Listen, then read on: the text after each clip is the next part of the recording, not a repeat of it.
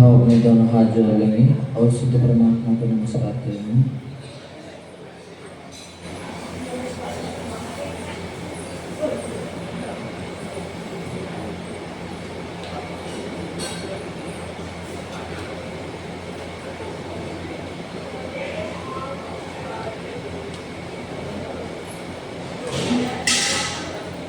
ओम नमः सिद्धेभ्यः। ओम नमः सिद्धेभ्यः। ओम नमः सिद्धेभ्यः। नमः श्रीवर्धमानाय निर्धूतकलिलात्मने सालोकानां त्रिलोकानां यद्विद्यादर्पणायते यद्विद्यादर्पणायते यस्य स्वयं स्वभावाप्ति प्रभावे कृतस्तकर्मणा तस्मै संज्ञानरूपाय नमोस्तु परमात्मने नमोस्तु परमात्मने। गुरुवापान्तो नो नित्यं ज्ञानदर्शनायिका चारित्राणो गंभीरा मोक्षमार्गोपदेशिका। जो देवादेव भगवान श्री आदिनाथ भगवान की जय। यो देवादेव भगवान श्री अजितनाथ भगवान की जय। मोल नायक श्री एकजार श्री शांतिनाथ भगवान की जय। वर्तमान शासन नायक भगवान श्री महावीर भगवान की जय। 24 तीर्थंकर भगवान की जय। आचार्य भगवान श्री पूज्यपाद स्वामी की जय। गुरु नाम गुरु सूर्य गच्चाचार्य श्री विराग सागर जी महामुनिराज की जय।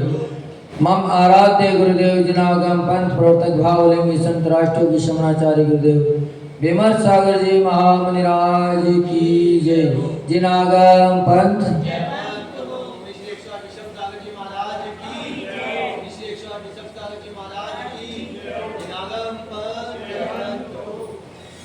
भावना भव पार करती है भावना भव पार करती है। भावना संसार नसाती है भावना ही आत्मा को उत्कृष्ट बनाती है। भावों की शुद्धि बिन हो भावों की शुद्धि बिन मोक्ष न मिल पाए रे। जीवन है पानी की बूंद कब मिट जाए रे। होनी अनहोनी होनी अनहोनी कब क्या घट जाए रे। जीवन है पानी की बूंद कब मिट जाए रे। जय जनागम पंथ अनादि अनिरंजनागम पंथ जय बंथ हो। हे भव्य आत्मा, अपन सभी प्रतिदिन प्रभु की देशना को सुन रहे हैं। ये अपना अहोभाग्य है, सातिश्य पूर्ण का उदय है। आचार्य भगवान पूज्य पाद स्वामी प्रतिदिन अपने चिंतन मनन से नवनीत निकालकर अपने लिए परोस रहे हैं। प्रतिदिन एक न एक आत्मा के उत्थान के लिए अपने को नया सूत्र दे रहे हैं कि अपना भी इस संसार से उद्धार हो, अपना भी कल्याण हो। आचार्य भगवान पूज्य पाद स्वामी ने कल बताया था कि आत्मा का कल्याण कब होता है, तो उन्होंने 3 दृष्टांत अपने को बताया। गुरु उपदेश के द्वारा, आत्मज्ञान के द्वारा और अभ्यास के द्वारा। ये 3 चीज़ों अपने को आत्मा से मिलन करा देती है। और आचार्य भगवान बड़े उत्कृष्ट ज्ञानी होते हुए सोच रहे हैं कि मात्र अगर शिष्य व्यवहार में उलझा रह जाएगा तो भी वास्तविकता में आत्मा को पा नहीं पाएगा। तो आज आचार्य भगवान अपने को निश्चय से भी सराबोर कर रहे हैं, निश्चय का भी परिचय कराना चाह रहे हैं। तो आज की गाथा में क्या कह रहे हैं आज की गाथा में बता रहे हैं कि स्वस्मिन् सद्विलासित्वा स्वस्मिन् सद्विलासित्वा दभिष्ट ज्ञापकत्वात् स्योमहित प्रयुक्तत्वा दात्वेव गुरुरात्मना।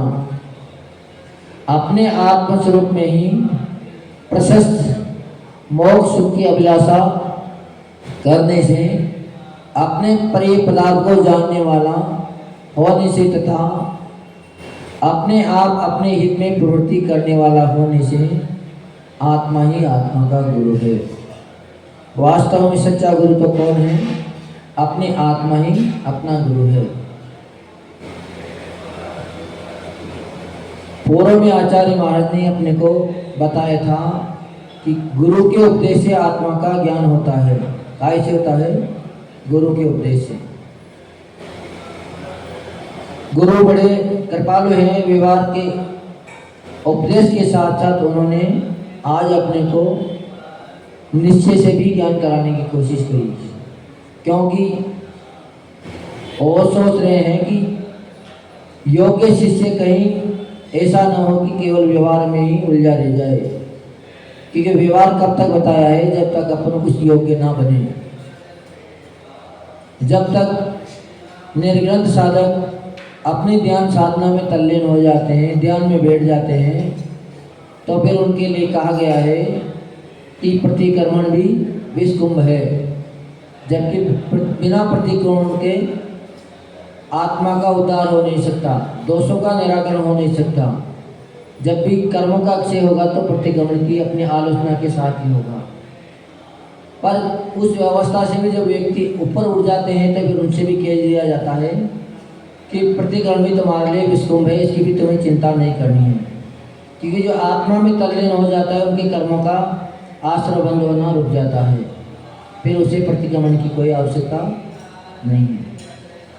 जैसे आप लोग हो, अब जब आप लोग मात्र श्रावक की कोटि में हो, श्रावक धर्म पाल रहे हो, घर में रह रहे हो, तब तक आपसे सभी कह देते हैं कि पूजा पाठ करना चाहिए, अभिषेक करना चाहिए, भक्ति करना चाहिए, ताकि आप लोगों का कर्मों का अक्षय हो।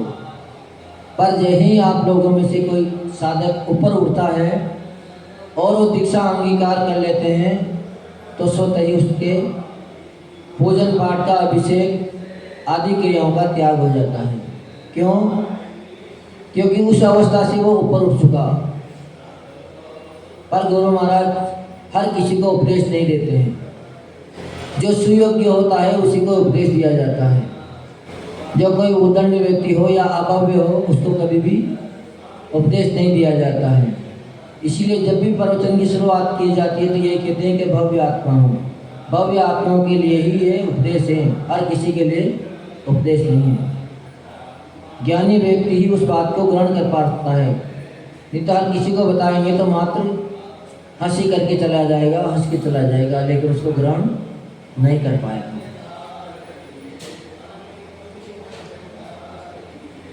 व्यवहार प्रवृत्ति प्रयोजनभूत है। कब तक? जब तक अपन व्यवहार के साथ हैं। पर जैसे ही व्यवहार से ऊपर उठे तो फिर साक्षात मोक्ष का कारण और शुद्ध स्वरूप में लीन होने की क्षमता आने पर, व्यवहार से ऊपर उठने पर, आत्मा में लीन होने पर व्यवहार हानिकारक हो जाता है। फिर व्यवहार उसका कोई भी भला करने वाला नहीं है। पर साक्षात प्राप्त होने वाला मोक्ष का कारण जो परम है उससे ये व्यवहार ही अपने को जोड़ते हैं। अगर अपन व्यवहार में धर्म ना अपनाएं तो वो व्यक्ति कभी भी निश्चय में जा नहीं सकता। इसलिए व्यवहार तो हर समय जरूरी है। पर जब उससे ऊपर उठ जाता है तो व्यक्ति को मध्यस्थ हो जाना चाहिए। निश्चय व्यवहार के पक्ष से रहित होता है, वह शिष्य ही उपदेश के संपूर्ण फल को प्राप्त होता है। कि वह निश्चय जब तक अपने आत्मा में नहीं आ जाएगा तब तक अपने मोक्ष हो नहीं पाएगा, कल्याण हो नहीं पाएगा। अब गुरु, पुस्तक, ये सब क्या है? ये एक व्यवहार की चीज़ें हैं। गुरु को भी व्यवहार ही बताते हैं कि वो गुरु मात्र उपदेश दे सकते हैं लेकिन वो कल्याण नहीं कर सकता। जिनवाणी अपने को केवल अपनी आत्मा की जानकारी दिला सकती है, लेकिन वो अपना कल्याण नहीं कर सकती। कल्याण तो तभी होगा जब उस मार्ग को जानने के बाद अपन अपनी आत्मा में अंगीकार कर लेंगे।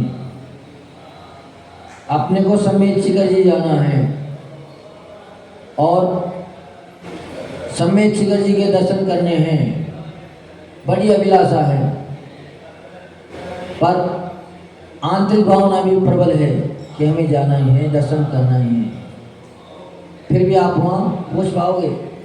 कितनी भी उत्कंठ अवस्था आ जाए फिर भी आप वहाँ नहीं पहुँच, जानकारी भी पूरी कर ली आपने फिर भी नहीं पहुँच पाओ। उसके लिए उत्तरोत्तर आपको प्रयास करना पड़ेगा, टिकट भी लेनी पड़ेगी और ट्रेन में भी बैठना पड़ेगा। आप जब तक उसका पुरुषार्थ नहीं करोगे तब तक केवल मात्र जानकारी से आपको कल्याण होने वाला नहीं है। इसलिए आचार्य भगवान कह रहे हैं कि मात्र व्यवहार से भी आत्मा का कल्याण नहीं होता है। आत्मा का कल्याण तो वास्तविकता में तो निश्चय से ही होता है, पर निश्चय को कब लें? जब अपन उस योग्य बन जाएं।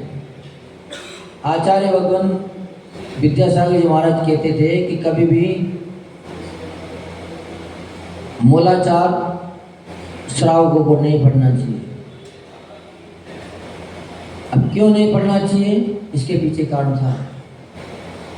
ऐसे तो किताब पुस्तकें पढ़ने में तो कोई परेशानी नहीं है, जानकारी सबको ही होना चाहिए, लेकिन वो इसलिए कह रहे थे कि आप अभी श्रावक हो, आपके अंदर वो बात नहीं है, आपने उस बात का दुख सहन नहीं किया, उस बात को अपने अंदर अंगीकार नहीं किया। अगर किसी की पैर की बाई नहीं फटी और वो दूसरे के दुख को कैसे समझ पाएगा? जब खुद उस दुख को सहन करेगा, उस दुख को अनुभव होगा, तभी दूसरे के दुख को अपन समझ पाएंगे। किसी ने उपवास ही नहीं किए तो कोई सोच सकता है कि उपवास में इतना कष्ट होता है, इतनी प्यास लगती है, इतनी घबराहट होगी, पर जिसने उपवास कर लिया उसके उपवास का महत्व समझ जाएंगे कि इसमें इतनी परेशानी है। तो इसीलिए आचार्य भगवान विद्यासागर महाराज कहते थे कि मूलाचार नहीं पढ़ना चाहिए, क्योंकि हमेशा शास्त्रों में उत्कृष्ट चर्या बताई जाती है, हीन चर्या कभी भी शास्त्रों में नहीं बताई जाती। श्रावक में कोई श्रावक प्रमादी होगा तो उसकी चर्चा कोई भी करना पसंद नहीं करेंगे, पर कोई श्रावक प्रतिदिन अपने छटाओं से उनका पालन करते होंगे, उनकी चर्चा बड़े बड़े साधु संत भी करना चाहते हैं, प्रवचनों में उनके भी उदाहरण देते हैं। क्योंकि अपन अगर मूलाचार पढ़ लिया, उसमें देख लिया कि पहले के साधु 24 परिग्रहों से रहित थे, आज भी हैं, पर उस समय उत्कृष्टता थी, आज उतना सहन नहीं है। हम चाहेंगे जंगल में जाके बैठ जाएं तो हो सकता है 1-2 दिन तो हम निकाल लें, पर जैसे ही आगे बढ़ेंगे तो बीमार हो जाएंगे, शरीर साथ नहीं देगा क्योंकि सहन नहीं है। पर शास्त्र में जितनी भी चर्या है सारी उत्कृष्ट चर्या है। तो आचार्य भगवान इसीलिए कहते हैं कि आप उसको पढ़ के भटक ना जाएं, क्योंकि आप उसकी तुलना अभी के साधनों से करोगे तो आप भटक जाओगे। तो कभी भी ऐसी चीज़ तो तभी पढ़े जब उसका अपने को ज्ञान हो, उसका अपने को स्वयं का अनुभव हो। आचार्य भगवान हर किसी को उपदेश नहीं देते, उनका उपदेश भव्य आत्माओं के लिए होता है, जिनके अंदर मोक्ष प्राप्ति की भावना हो, जिसकी इस मार्ग पर बढ़ने की भावना हो, जो अपनी आत्मा का हित चाहता हो, अपनी आत्मा का कल्याण चाहता हो, उसी के लिए आचार्य भगवान इस उपदेश को बता रहे हैं। अभिलाषा रखने वाला ही एक दिन मंजिल को प्राप्त करता है, क्योंकि भावना ही नहीं है तो बिना भावना के भी उस चीज़ की प्राप्ति नहीं हो सकती। क्योंकि जब अपन किसी का वस्तु को देखते हैं तब जाके अपने अंदर भावना जागती है, और जब भावना जागती है तभी उसको प्राप्त करने की अभिलाषा अपने अंदर आती है। तो आचार्य भगवान ने अपने को बता रहे हैं कि अपने को किसका सहारा लेना है। तो आचार्य भगवान कह रहे हैं कि व्यवहार में तो ये सब अपने गुरु हैं, गुरु भी अपना कल्याण करने वाले हैं, अभ्यास से भी अपना कल्याण हो जाएगा, और लास्ट में अगर विशेष साक्षात अपना कल्याण होगा तो होगा मात्र आत्मा से। आत्मा का जब तक अपने को ज्ञान नहीं होगा तब तक अपन उसकी प्राप्ति कैसे होगी। तो आत्मा का स्वरूप आचार्य भगवान ने बताया है कि आत्मा तो निराकारी है, उसका कोई आकार नहीं है। वो कैसी है?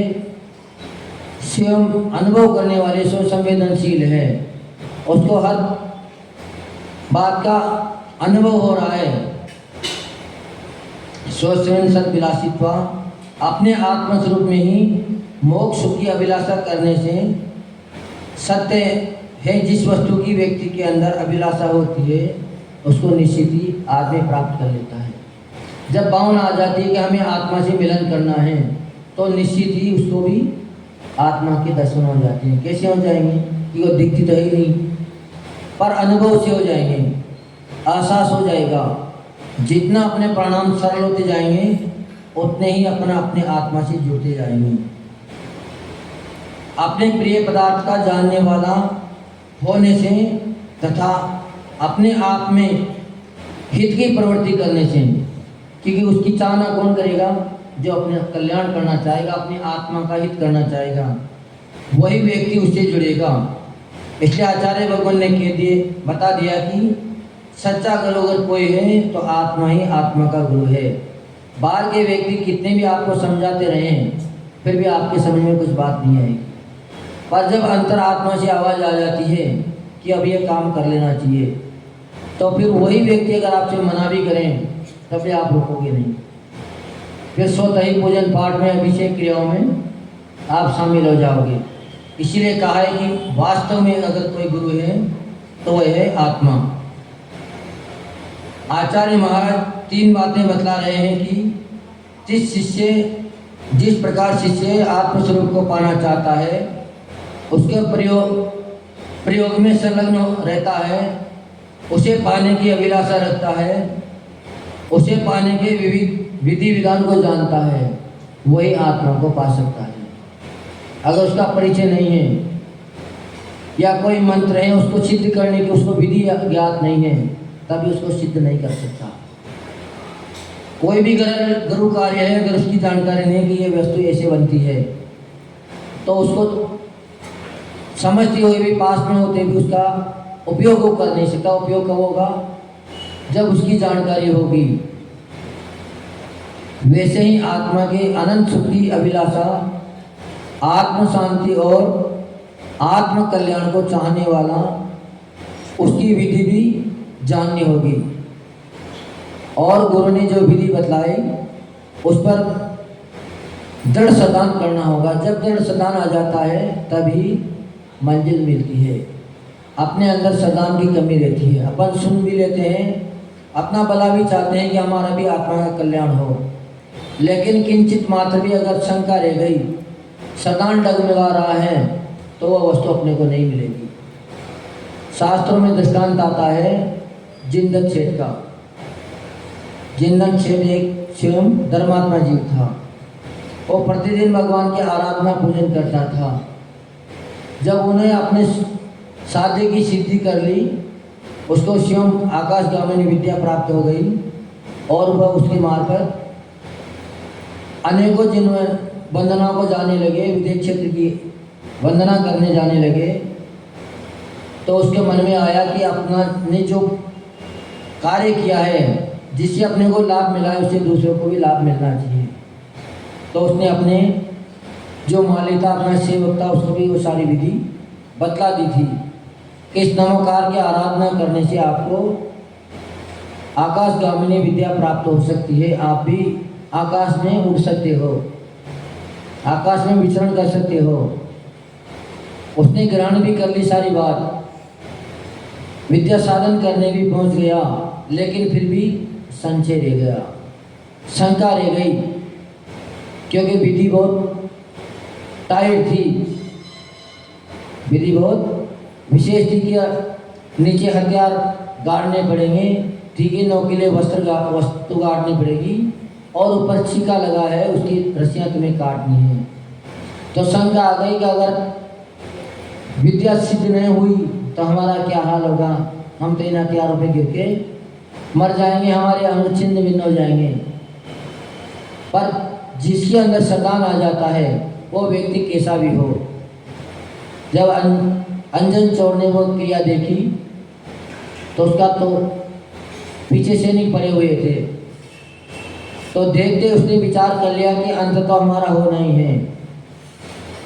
अगर विद्या सिद्ध नहीं हुई और इसमें से अगर हम नीचे गिर भी जाएंगे तो भी हमारा अंत होगा, और ये कार्य नहीं करेंगे तो भी पीछे सैनिक पड़े हैं, हमारा अंत होना तो निश्चित है।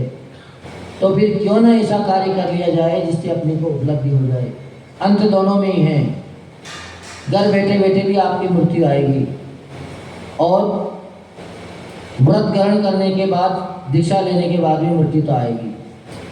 कष्ट तो बाद में भी आएंगे, कष्ट घर में भी आएंगे, पर घर के कष्ट अपने को क्या दिलाएंगे? घर के कष्ट अपने को दुर्गति में ले जाएंगे। और साधु सन्यासी अपने ने बन लिए, मोक्ष के मार्ग पर आगे बढ़ गए तो वहाँ भी कष्ट आएंगे, लेकिन वही कष्ट अपने को मुक्ति में कारण बन जाएंगे, अपनी सुगति में कारण बन जाएंगे। तो ऐसे ही अंजन चोर ने वो विधि देखी तो उन्होंने पूछा कि भैया तुम ये क्या कर रहे हो?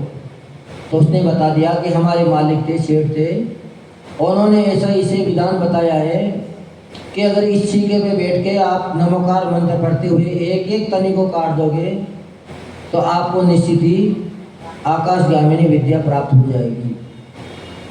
पर फिर भी हम हिम्मत नहीं जुटा पा रहे हैं।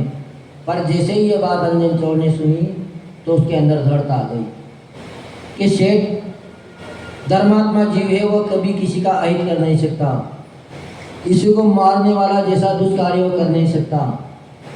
तो निश्चित ही इस विधि से वास्तव में आकाशगामिनी विद्या प्राप्त होती होगी। तो उसने माली से कहा कि ये सारी विद्या, जो भी विधि आपको बताई गई है वो सारी विद्या हमें बता दीजिए। अब जल्दी जल्दी में उधर अपन कोई कार्य करते हैं तो बताने के बाद भी भूल जाते हैं, उस समय तो बात समझ में आ जाती है। तो उन्होंने भी सारी बात उसे बता दी, नमोकार मंत्र सिखा दिया। पर डर तो पीछे सैनिकों का लगा था, बड़ी जल्दी थी, तो उस जल्दी में भी उसने छीके पे पहुंच गया, छीके पर बैठ गया। छीके पे जैसे ही गया तो सारा मंत्र भूल गया, विधि याद नहीं रही कि अब क्या करा जाए। मात्र उसने श्रद्धान कर लिया, किसका? सेठ का। क्या सेठ कभी भी झूठ बोल नहीं सकता, उसने कई जो सत्य है। तो उसने मात्र कितना जपा? आनम तानम कछु न जानम सेठ वचन प्रमाणम। क्योंकि वचन की प्रमाणिकता हो जाती है तो ही बात पे सील लगती है। माल आपका नकली भी है, आपने माल घर पे बनाया है, पर अगर कंपनी की सील लगा दी जाए तो आपकी मिट्टी भी सोने के भाव बिक जाएगी। पावच की मोर की पहचान है। अदालत में जाते हैं, अगर सील लग जाती है वकील की तो अंदर प्रवेश मिल जाएगा, और अगर सील आपके पास परमिशन कार्ड नहीं है तो किसी भी हालत में आपको प्रवेश नहीं मिल सकता। तो प्रमाणिकता की बड़ी महत्ता है, इसलिए अपन सभी आगम को प्रमाण लेकर सर्वज्ञ देव के प्रमाणों को वचनों को प्रमाणित मानकर ही अपन सारी बात करते हैं। कभी भी अपनी मन गढ़ंत बातों को अपन नहीं बताते, क्योंकि प्रमाणिकता जब तक नहीं है तब तक उसकी कोई वैल्यू नहीं है। तो अंजन चोर के अंदर भी दृढ़ता आ गई कि सेठ के वचन कभी झूठ बोलने वाले ने जो बिल्कुल बात सत्य है। तो उन्होंने मंत्र भी नहीं जपा, मात्र श्रद्धान किया है, और रस्सी भी एक एक न काट के एक साथ ही पूरी रस्सियाँ काट दी। उसी में भी उसको सिद्धि प्राप्त हो गई। और अपन नमोकार को प्रतिदिन एक बार नहीं हजारों बार जप रहे हैं। कई लोग तो ऐसे होंगे कि 1000 से भी ऊपर जपते होंगे। 15-15, 20-20 माला लोग रोज जप लेते हैं, फिर भी सिर का दर्द भी शांत नहीं होता। आकाशगामिनी विद्या तो बहुत दूर की बात है, पर जिसके अंदर दृढ़ता आ जाती है, विश्वास आ जाता है, उसको वही मंत्र कार्य करने लग जाता है। चाहे वो किसी भी जाति का हो, किसी भी समाज का हो। ये भी नहीं है कि चोर है तो उसको तो विद्या सिद्ध नहीं होगी। कर्मों के सामने कोई भेदभाव नहीं, ना अमीर का से मतलब है, ना कोई गरीब से मतलब है, नहीं रूप रंग से मतलब है। वहाँ तो मात्र दृढ़ता से मतलब है कि इसकी दृढ़ता कितनी, इसकी लगन कितनी है। लगन अगर अच्छी है तो एक चांडाल की भी रक्षा करने देव पहुँच गए क्योंकि उसने अपनी दृढ़ता निभाई। उसने अपने शरीर के मरण का भी कोई विचार नहीं किया कि राजा के सैनिक आएंगे हमें मार देंगे। जब उठा के समुद्र में फेंका गया तो सामने दिख रहे थे कि नीचे मगरमच्छ हैं।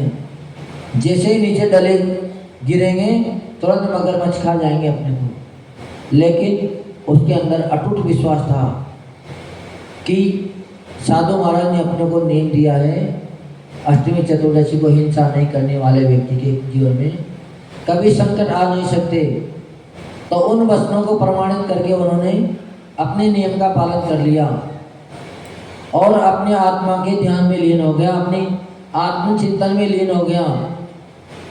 तो एक साथ दो व्यक्ति डाले गए, पर एक को तो मगरमच्छों ने खा लिया, पर चांडाल को भी देवों ने आकर सिंहासन पे बिठा दिया। तो आचार्य भगवान ये कह रहे हैं कि जब तक दृढ़ता नहीं आ जाएगी, जब अपना साक्षात्कार आत्मा से नहीं हो जाएगा, तब तक अपन कभी भी मंजिल को प्राप्त नहीं हो सकते, तब तक अपनी मुक्ति हो नहीं सकती। मुक्ति जब भी होगी जब ध्यान से होगी, आत्मचिंतन से होगी। आत्मा का चिंतन जब अपने अंदर गहरा जाएगा, विधि सारी अपने को मालूम हो जाएगी, तो निश्चित ही अपन मुक्ति वधु को प्राप्त कर लेंगे। तो वास्तव में गुरु कौन है? सच्चा गुरु तो अपन स्वयं ही अपने गुरु हैं। कोई दूसरा किसी का गुरु नहीं है, कोई किसी का भला कर नहीं सकता। जब भी भला होगा तो अपने निमित्त से होगा। कई लोग दुखिया हो जाते हैं तो किसी दूसरे के पास पहुंच जाते हैं कि हमारा ऐसा ऐसा परेशानी है, आप उसको समाप्त कर दीजिए। वो कितने भी कोशिश करें आपकी परेशानी मिट जाएगी? नहीं मिटेगी। हम अगर कितने भी शास्त्रों में से आपको मंत्र निकाल के दे दें, विधि भी बता दें, फिर भी आपका वो मंत्र कारगर हो जाएंगे? नहीं। कब होगा आपका काम? जब आपका शिव का पुण्य का उदय आएगा। हम चाहें तो भी आपका कल्याण नहीं कर सकते। कल्याण तो आपका जब कर्मों का निस्तारण होगा तभी आपका कल्याण होगा।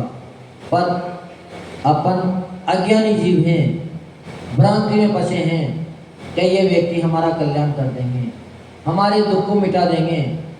लेकिन जब तक आत्मा में शांति नहीं आ जाएगी, अपने प्राणाम शांत नहीं हो जाएंगे, तब तक अपना दुख मिटने वाला नहीं है। दुख जब भी मिटेगा जब अपने प्राणामों की शांति से मिटेगा। और प्राणामों की शांति कब आएगी? जब अपन धर्म ध्यान में लगेंगे, अपने आत्मा के चिंतन में लगेंगे, आत्मा के स्वरूप को समझेंगे, कर्मों का ज्ञान अपने को हो जाएगा, कर्म प्रकृतियों का अपने को ज्ञान हो जाएगा कि ये किस लिए आ रहे हैं। दुख आया है तो क्यों आया है, बुखार आया है तो क्यों आया है, उस कारण की अपने को जानकारी हो जाएगी। तो जैसे ही कारण की जानकारी होगी अपन औषधि ले लेंगे और मात्र अंदाजे से अपन काम करेंगे, तब तक कोई भी रोग शांत होने वाला नहीं है। तो अपने को अगर अपना दुख मिटाना है, अपने को साथ साथ मोक्ष को प्राप्त करना है, मोक्ष को प्राप्त करना है, तो अपने शिव का गुरु शिव का बनना होगा। किसी दूसरे के सहारे चलना नहीं होगा। दूसरा अपना कभी भी तीन काल में भी कल्याण नहीं कर सकता। इसलिए सब ज्ञानी जीव हैं, सभी अपना भला चाह रहे हैं, सभी जान भी रहे हैं, समझ भी रहे हैं। तो अपने को इस जब तक अपन बात उस योग्य नहीं बने तब तक तो अपने को कसायों से निपटारा करना है, 5 इंद्रिय विषयों से निपटारा करना है। क्योंकि जब तक 5 इंद्रियों की आसक्ति अपने जीवन में है, या जो 4 कसाई हैं, क्रोध मान माया लोभ, जब तक ये चारों कसाई अपने जीवन में रहेगी, चाहे किंचित मात्र भी क्यों ना हो। अगर साधु भी बन गए, उनके साधना तपस्या भी कर रहे हैं, लेकिन अगर उनके अंदर किंचित मात्र भी क्रोध रह गया या किंचित मात्र भी लोभ आ गया, तब भी वो अपनी मंजिल पे नहीं पहुंच पाएंगे। तो जब तक अपन उस योग्य ना बने तब तक तो इनसे लड़ते रहें, इनको जीतने का प्रयास करें। पर जैसे ही अपन इनको जीत लें, अपने अंदर दृढ़ता आ जाए कि अब अपन को किसी भी इंद्रिय सुख की चाह नहीं है, तो फिर निश्चित ही ऊपर हो जाना चाहिए। अपनी जिम्मेदारी होते ही वो काम छोड़ देना चाहिए। परिवार में भी आप सभी लोग देखते होंगे कि आपके परिवार में 4 सदस्य, 2 सदस्य दूसरे हैं, जब तक वो उनकी परवरिश नहीं हुई तब तक तो आपकी जिम्मेदारी है उनका लालन पालन करना, खिलाना पिलाना सब। पर जैसे ही वो अपने पैरों पे खड़े हो जाएं तो फिर अपना कारोबार उनको संभला देना चाहिए। अगर अपन नहीं संभलाएंगे तो अंत समय तक भी फिर वह संभल नहीं पाएंगे। उनकी पूरी व्यवस्था अंत समय तक भी अपने को ही करनी पड़ेगी। जब अपनी स्थिति खराब हो जाएगी, अपन नहीं कर पाएंगे तो फिर चिंता में धुलेंगे, संक्लिष्टता के भाव होंगे। तो इस गाथा में आचार्य भगवान यही कह रहे हैं कि व्यवहार को तब तक ही अपनाओ जब तक अपन निश्चय के योग्य ना बन पाए। अगर योग्य ना बने और पहले ही निश्चय में पहुंच जाएंगे तब भी अपन वापस गिर जाएंगे। अपने को सिद्धि की प्राप्ति हो नहीं सकती, क्योंकि आत्मा का में ध्यान मन चिंतन तभी लगेगा जब उस योग्य अपन बन जाएंगे। क्योंकि आत्मा को पहचानना कोई ऐसी खेल नहीं है।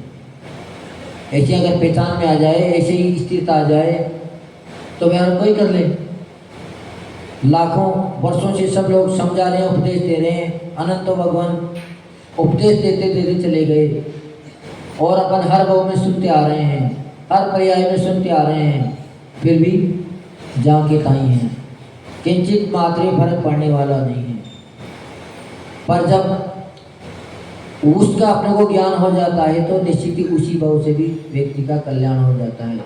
जब अंजन चोर को सारी बात समझ में आ गई तो सारे जितने भी व्यसन थे एक ही बार में सारे छूट गए। जबकि उनके माता पिता उनको समझाते समझाते थक गए थे, यहाँ तक कि उनको देश निकाला देना पड़ा। पर जब बात समझ में आई तो किसी के समझाने की जरूरत नहीं पड़ी और स्वतः ही ऐसे ही भाव बन गए। नहीं तो वह ये भी सोच सकता था कब तो आकाशगामी विद्या प्राप्त हो गई, अब तो हम इसी से खूब चोरी करेंगे, हम किसी के पकड़ में आएंगे ही नहीं, कोई हमें को देख लेगा तभी कोई पकड़ ही नहीं पाएगा। पर जब पुण्य का उदय आता है, कर्मों की निर्जरा हो जाती है तो स्वतः ही भाव भी ऐसे हो जाते हैं।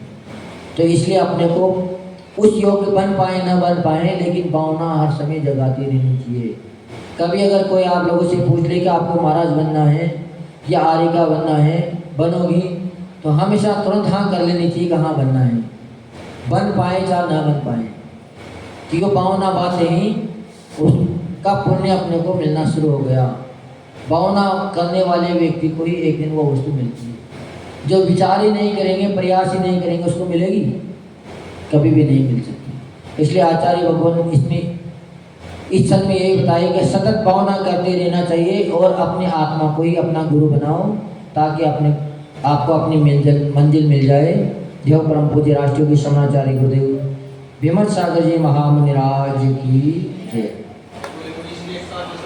महाराज की जय हो। मुनि श्री 108 विश्व सागर जी महाराज की जय हो। आज के श्लोक में हमने जाना कि आत्मा को अपना गुरु मानना चाहिए और निश्चय और भावना हमें अपने जीवन में कैसी रखनी चाहिए, हमने मुनि श्री के मुख से जाना। अब सभी लोग जिनवाणी स्तुति के लिए खड़े हो जाएं। जावानी के ज्ञान से सूझे लोकालोक, सोवाणी मस्तक नभो सदा देख ही दो। हे जिनवाणी भारती तो जपो दिन रैन, जो तेरी शरण आ गए सो पावे। नौ बार नमः।